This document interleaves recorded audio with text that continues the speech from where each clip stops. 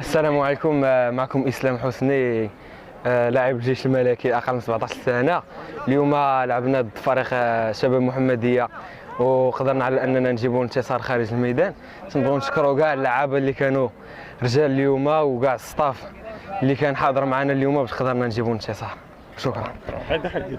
اولا بسم الله الرحمن الرحيم.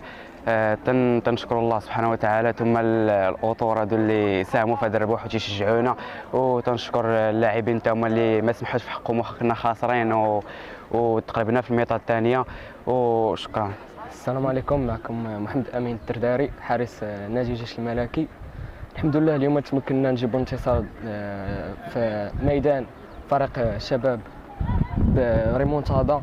كنا خاسرين بواحد الزيرو وتمكنا نجيبوا الفوز ب2-1. وكنشكر الستاف وكنشكر كاع الدراري على النيفو اللي قدموا وانهم تقاتلوا باش نجيبوا هذا الربح، وشكرا. علا الصبحي، فريق الجيش الملكي اقل من 17 سنه. كيفاش جاتك اجواء المباراه اليوم؟ شويه زوينه، وكانوا اللعابه داخلين في الماتش، واخا تمارك علينا البيت ما فقدناش الامل وربحنا. تنشكر الدراري والطاقم التقني سي خالد كريشات والسي عادل، وتنشكر الطاقم كلش.